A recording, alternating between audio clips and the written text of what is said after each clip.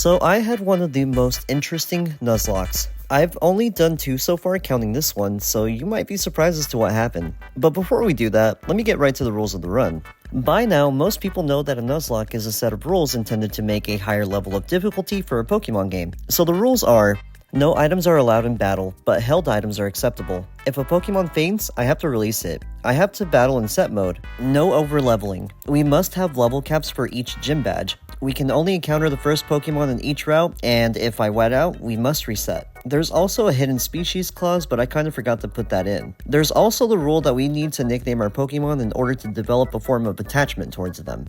So I thought of this challenge as an homage to Pokemon challenges saying that Fire Red Leaf Green were the easiest to Nuzlocke. I wanted to test that theory out. Can a complete newbie like myself beat this game with these set of rules? There's only one way to find out. I start off my journey with Bulbasaur, and we nickname it Petunia because it's as cute as a flower. I ran a poll on my page's community section, and Bulbasaur had the highest number of votes. Almost instantaneously, our rival decides that he wants to challenge us to a battle, and with Petunia at our side, we couldn't possibly lose. I mean, I had the perfect nickname and the perfect Pokemon. What could possibly... Oh. Alright. So since we whited out, we need to try this run a second time. I was in such disbelief that I lost so quickly. Like, we failed our first attempt, but that's why we try until we succeed, right? What could possibly go wrong with our second attempt? We stick with our option of choosing Bulbasaur because he's the best boy, a chunky boy, and we name him Bulbax. I couldn't remember the spelling on the Pikmin boss, so we're missing an L, but that's fine. Anyways, let's try the rival battle for the second time. So it's Bulbax versus Charmander. We exchange quite a number of tackles, but we ultimately prevail with just 2 HP remaining. After the battle, the old man sets us out on an errand, and upon returning, he gives us a Pokédex and some Pokéballs, and sends us on our way. Now, we encountered a Pidgey on Route 2. I totally didn't forget to nickname it. And the next time we can nickname something is when we get to Lavender Town, so we'll ignore that for now. If we head west of Viridian City and towards Route 22, we can encounter another Pokemon, Mankey. We got a pretty lucky 5% encounter. Anyways, I wasn't paying attention and started button mashing and kind of forgot to nickname it. Later on, we do get the chance to nickname it to Monkey per chat request, and for now we chose to opt out of the rival battle on that route and moved on to Route 2.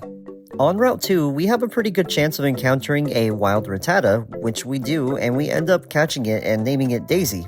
After a quick trip to the Pokemon Center, we can enter Viridian Forest. There's only one Pokemon I want here, and it has a 5% chance of encounter. I usually always find one in this patch of grass here, and... oh well. I decided to not nickname it because I will probably never let it see the light of day, but we really were button mashing. The whole nicknaming thing isn't going well for me right now. Once we exit Viridian Forest, we enter Route 2 once more, but we can't catch anything here, so we can move on to Pewter City. Pewter City is the home of Brock, the rock-hard gym leader. We're a bit underleveled, but Bulbasaur's Vine Whip is actually 4 times super effective against Brock's Pokemon. See, Geodude and Onix are both rock and ground-type Pokemon. And while they may be decent as a first-stage Pokemon, their special defense is somewhat lacking, and we use that to our advantage to secure our first gym badge. Now that we've secured the first gym badge, our level cap moves up and we can level up our Pokemon. Bulbax ends up evolving. I choose not to level it up to the level cap because I might over-level it and have to box it. Anyways, let's move on to Route 3. Here I can run into a Jigglypuff. It's way under-leveled for my liking, and I risk one-shotting it, so I attempted to throw Pokeballs at it. With dumb luck, we end up catching it, and I name it Ariana.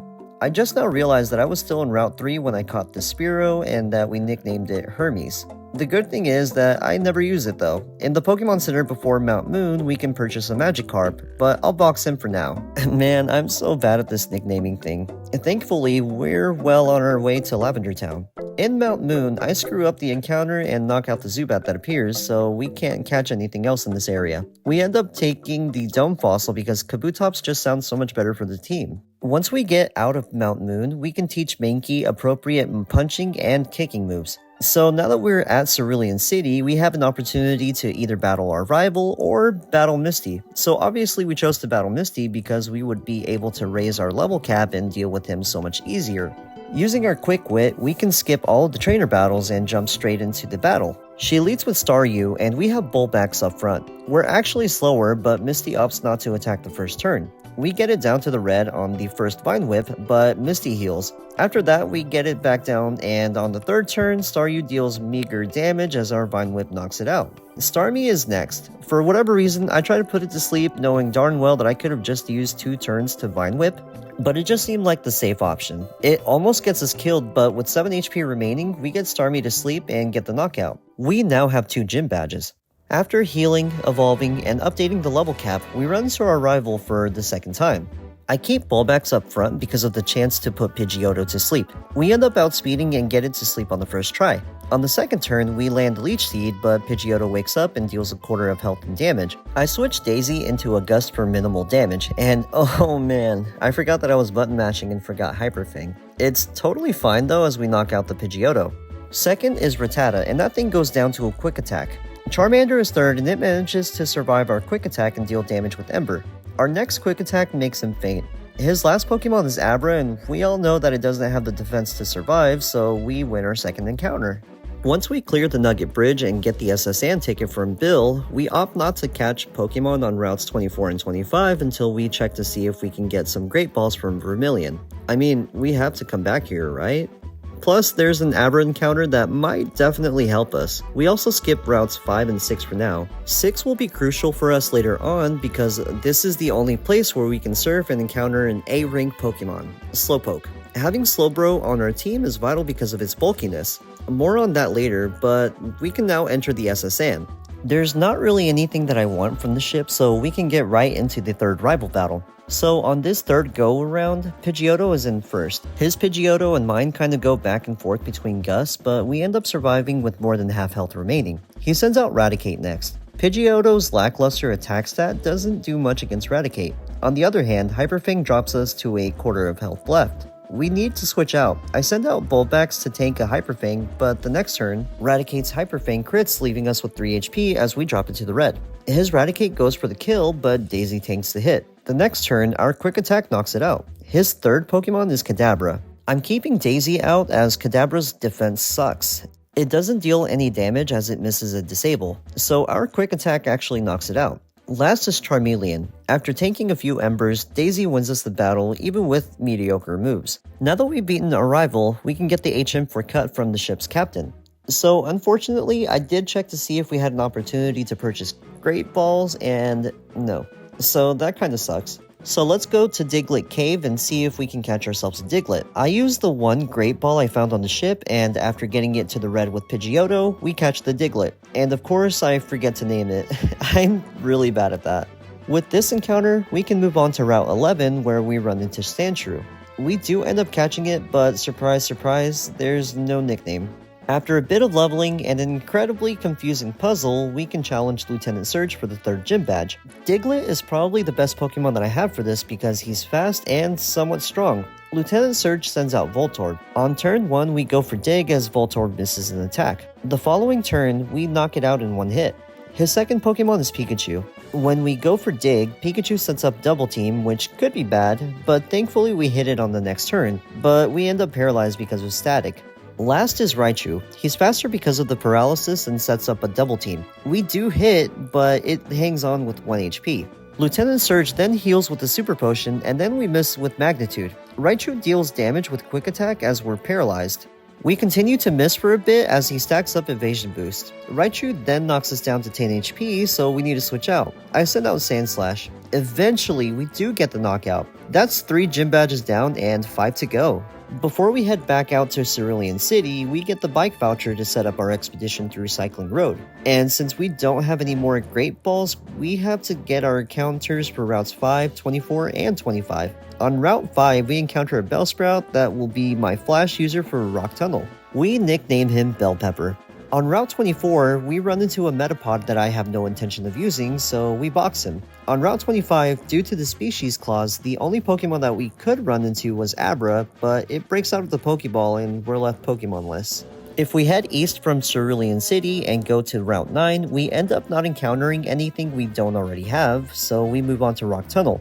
In the first room, we immediately run into a Machop and name him Mysterio. Since I hate the way that the dark areas work on these games, I find it totally worth my while to get the HM for Flash just to see every little bit of where we're passing. With some great navigating, we clear Rock Tunnel and head towards Lavender Town, where we can nickname our little minions. We name Mankey, Monkey, and Armadilla, and I think that's it for now. Pidgeotto kind of sucks, so we're not planning on using him anymore other than to fly.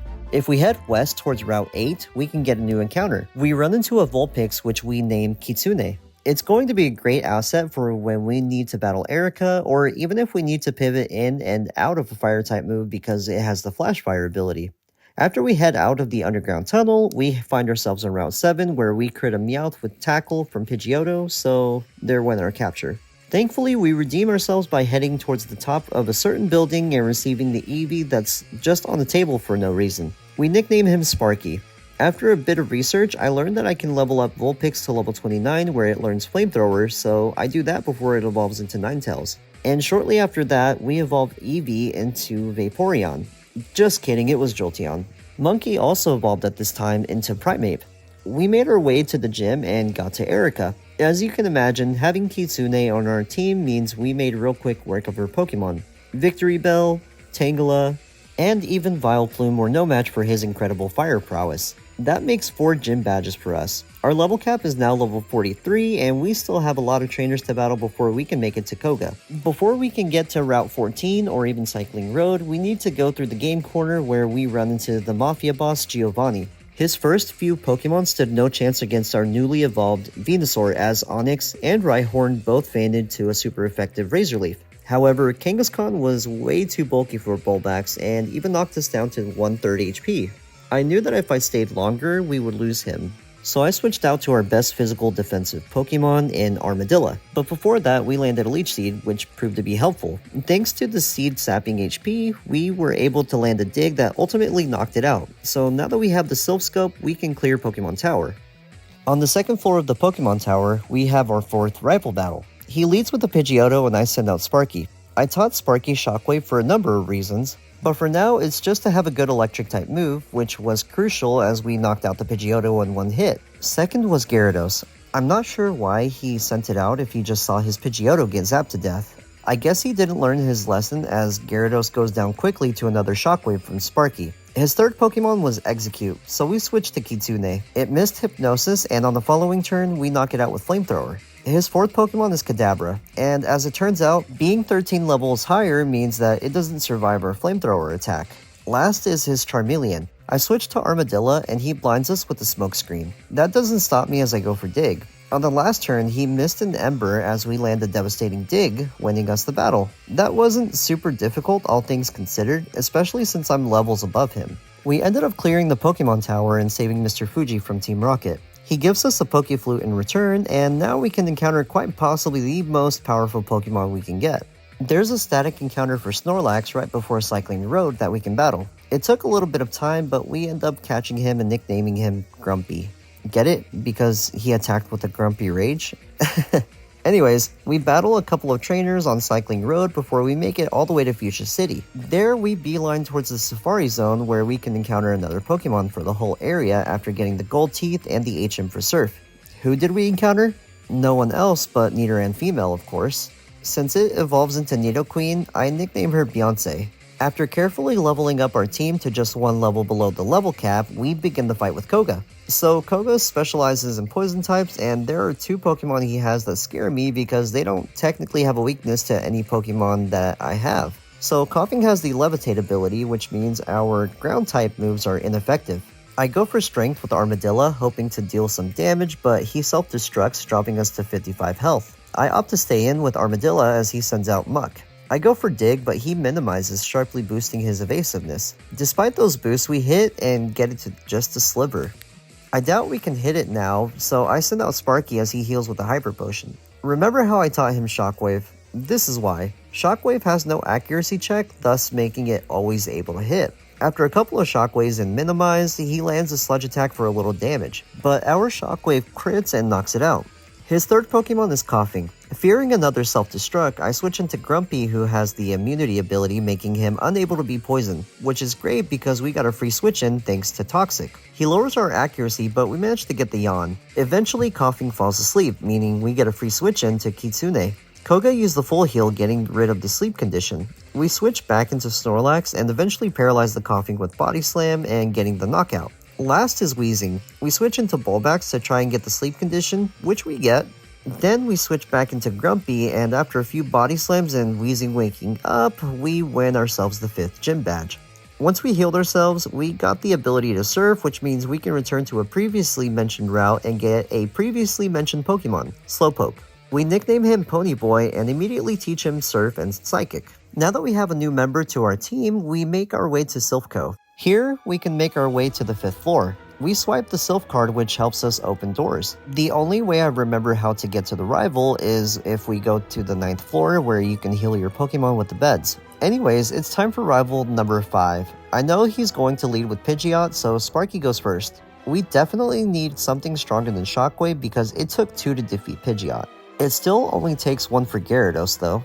Third is Execute. I jokingly taught Sparky Pin Missile, but it proves effective here even with a not so good attack stat. We knock it out, but not before being paralyzed from Stun Spore. Here's where things get tricky. Alakazam comes out, and I need to switch out because Jolteon isn't very good. Ponyboy takes his place, but then gets attacked for major damage thanks to Alakazam spamming Calm Mind. Future Sight brought it down to 55 HP. I switch out to Armadillo and end up knocking out Alakazam. We then take huge damage thanks to another Future Sight. Charizard gets sent out, and we switch back out to Ponyboy and get dropped to the red. And then switch back into Kitsune, who gets supercharged thanks to Flash Fire. I don't have very many options left, so I end up spamming Flamethrower, and it just works. We end up winning the fight. So, in the same room as the rival fight, there's a guy who gives us a Lapras. We nickname it Lapis. If we take the other warp panel, we can make it to the CEO room where Giovanni is waiting for us. It goes just as you'd expect. He sends out Nidorino and I send out Ponyboy. He hits me for some damage and I land a devastating Psychic. Then he sends out Nidoqueen. We get paralyzed by a Body Slam and then we land major damage with Psychic. On the following turn, we knock it out. Third is Kangaskhan. Somehow we managed to knock it out after 3 consecutive Psychics. His last Pokemon is Rhyhorn. Gets taken out by Bulbax's Razor Leaf, and that ends up winning us the fight. We talk to the CEO and get a totally useless Pokeball. With Team Rocket behind us, we can battle Sabrina for the 6th gym badge. Psychic types are known for being pretty weak against physical type moves, so I send out Grumpy. Kadabra sets up a Reflect, which halves the damage taken from physical attacks, but still goes down to 1 Body Slam. Mr. Mime is next, and that Slick So-and-so sets up a barrier, further increasing his physical damage defense. We do end up paralyzing him, but he ends up baton passing into Venomoth. We get it to sleep with Yawn, but it confuses us before that. It takes a few turns of rest and periods of confusion, but we eventually end up defeating it with a Body Slam. Mr. Mime gets sent back out, but now that there's no barriers or reflects, it goes down easily. Alakazam is last and starts trying to set up, but then it gets taken out with a Body Slam. That wasn't so bad. We have 6 gym badges now. There's really nothing that's stopping us from speeding towards the end, so we make our way to Cinnabar Island from Pallet Town. We get the storage key from the burned tower, we enter the gym and are immediately given several quizzes. We have 200 IQ and pass easily, so Blaine is a fire type user. The good news is that we have 2 different water types on our team. Blaine sends out Growlithe as we send out Lapis, who's ready to rip them a new one. We use Surf and it goes down immediately. Next is Ponyta, who we miraculously outspeed and knock out with another Surf. Third is Rapidash. It outspeeds us and goes for a Fire Blast. We don't resist it seeing as we're part Ice type, but it doesn't do a whole lot of damage as another Surf knocks it out.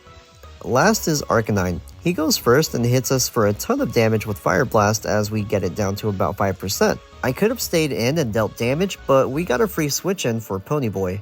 Arcanine used Bite and brought us down to almost half and manages to flinch us, so I switch out into Grumpy as he lands another Bite. This time it's a critical hit, but it didn't do much. I use Yawn against it as Fire Blast gets us under 100 HP. The following turn it lands another Fire Blast, dropping us to 13 HP as we get a Body Slam. Unfortunately, it paralyzed it instead of going to sleep. We need to switch out. We send out Kitsune and Blaine uses a full heal. I'm running out of options, so I go for a Hail Mary and manage to confuse it with Confuse Ray. I know that he won't use Flamethrower and probably Takedown again. We send Sparky out because it more than likely outspeeds. Arcanine hits itself in confusion. Blaine ends up healing at this range as we land a Thunderbolt that hits for a lot of damage. It doesn't matter though because the next turn we knock it out. Talk about a bumpy ride. I almost lost one of our buddies here. With 7 gym badges at our wake, we head straight to Giovanni at Viridian City Gym. So he starts with Rhyhorn as I send out Lapis. We outspeed and land a Surf. Yeah, this battle is going to go exactly how you imagine. Everything is going to succumb to Surf. Nidoqueen, Nidoking, Dugtrio, and even his last Rhyhorn. We took a little bit of damage, but that was the easiest battle so far. We have all 8 gym badges, and all that's standing between us and victory is a rival fight, Victory Road, the Elite Four, and then the last rival battle. If we make our way to Route 22 again, we can find our rival and challenge him once more.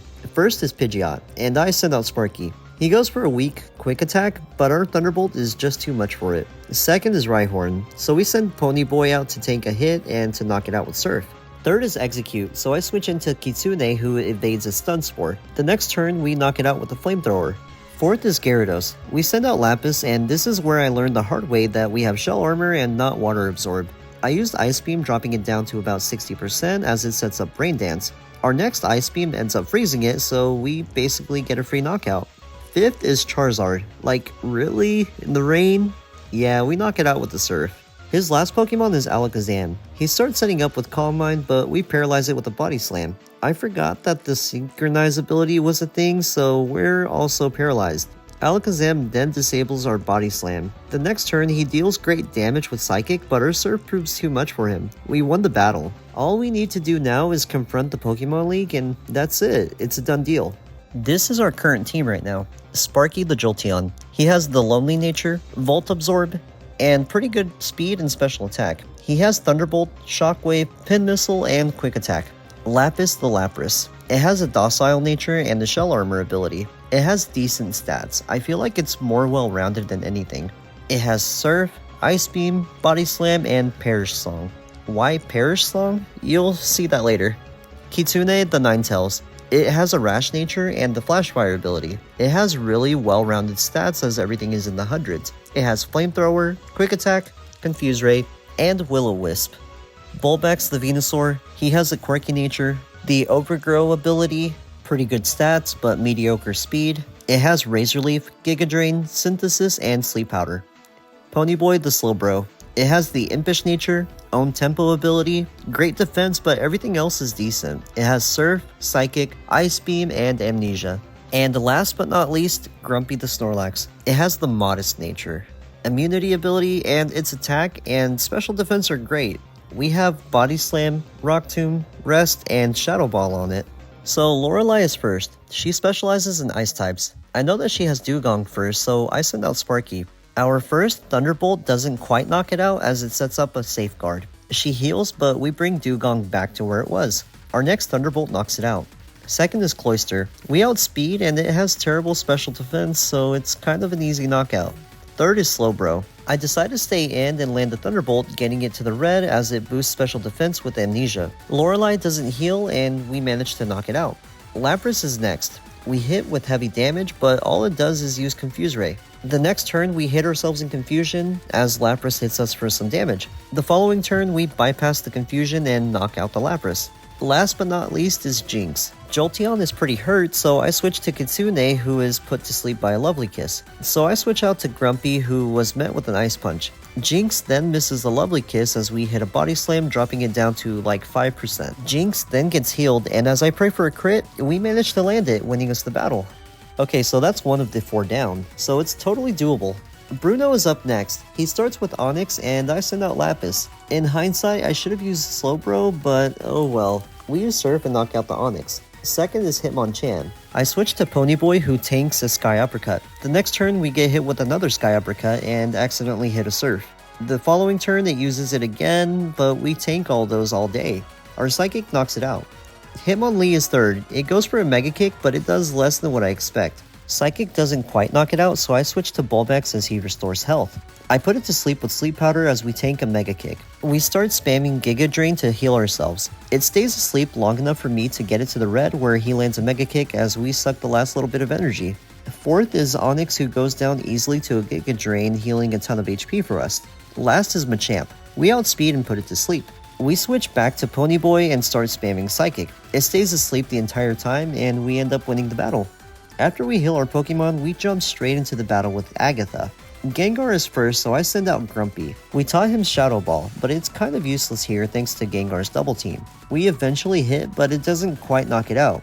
Agatha heals, but we keep missing. We then get confused and hit ourselves in confusion. I'm not about to play this game, so I send out Lapis. She keeps boosting evasiveness, but I've got a great strategy. I use Perish Song. After 3 turns our Pokemon faint, but we can always switch him out. So I think Sparky would be the best for Golbat, and she sends out Golbat. 1 Thunderbolt is all it takes. Gengar comes back out and doesn't survive a Thunderbolt. Arbok is third, so we stay in and use Thunderbolt. Sludge Bomb did a lot of damage. I'm afraid I won't be able to survive another hit even though I outspeed, so I send out Ponyboy. He soaks up 2 Sludge Bombs and dishes out a Psychic, knocking it out.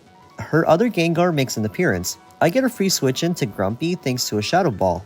We deal a Shadow Ball in return, but Gengar manages to put Grumpy to sleep. So I send out Lapis and take no damage thanks to Nightmare. Gengar goes for a Sludge Bomb and I end up knocking it out with a Surf. Haunter is her last Pokemon. It outspeeds and puts us to sleep and starts eating Lapis's dreams, so I switch to Kitsune. In a stroke of luck, it uses Curse and we end up knocking it out with a Flamethrower the next turn, winning us the Agatha battle. We're down to 2 battles left, so let's get straight to it. We're finally at Lance. He always leads with Gyarados, so Sparky was the best option. 1 Thunderbolt sent it to the Shadow Realm. Dragonair number 1 is next, so we switch into Ponyboy. I knew Lapras would probably be better, but I can't risk paralysis. Anyways, Dragonair used Dragon Rage for 40 damage. We instruct Ponyboy to use Ice Beam for 75% of damage as Dragonair sets up a safeguard. After another Dragon Rage, we knock it out with Ice Beam. Third is Dragonair number 2. It immediately paralyzes us. Ice Beam hits for 75% damage. We switch to Grumpy, who then sponges up an Outrage. After another turn of damage, we take it out with a Body Slam. Dragonite is fourth. It sets up Safeguard as we use Rock Tomb, lowering its speed.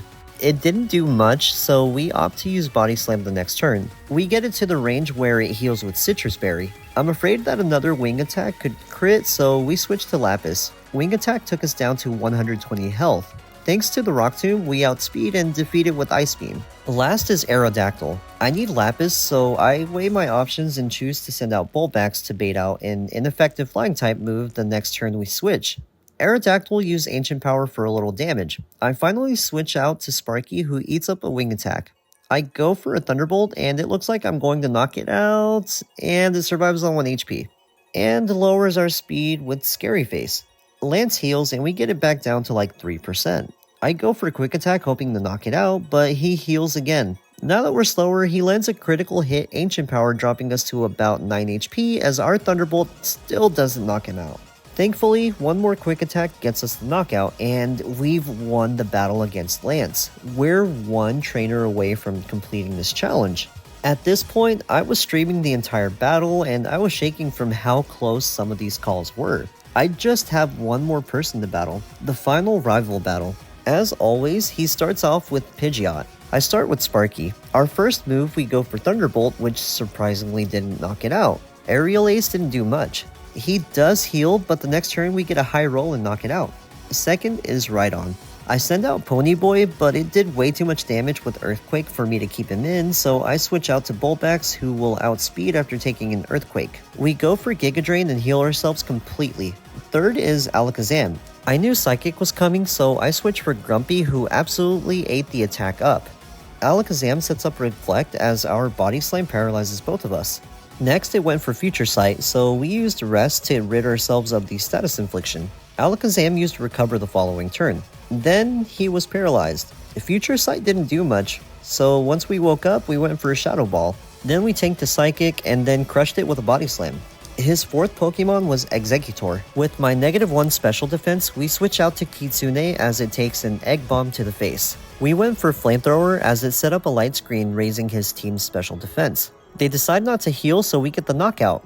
5th is Gyarados. We don't survive an attack, so we need to switch out to Bulbax. Gyarados lands a critical hit Hydro Pump. The following turn, it outspeeds and lands 40 HP of damage with Dragon Rage, but we put it to sleep. I switch into Sparky as Light Screen wears off. Thunderbolt does light work of it. We're finally at the final boss, Charizard. We switch into Kitsune to eat up a Fire Blast, but its attack misses. I didn't think it would use it again, so I switched to Lapis, but it does use Fire Blast again and burns us in the process. I switch back to Kitsune and finally Flash Fire activates.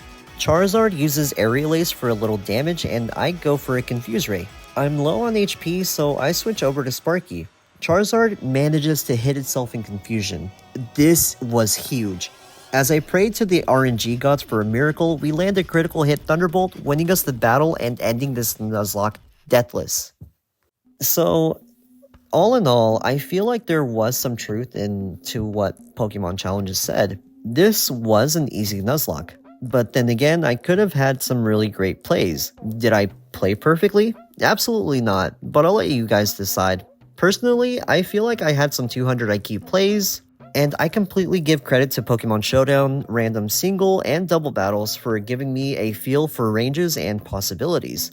I hope that you guys liked the video. If you could just do me a favor and subscribe to the channel, I'm more or less 300 away from 1,000 subs. I'm planning on doing a lot of streams and possibly more videos like this as I continue with my streams. Sometimes it'll be Pokemon related, and sometimes it'll be just Nintendo game related. Anyways, please like, comment, and of course subscribe to my channel. It really helps us out with the algorithm. Thank you, and I'll catch you guys in the next one.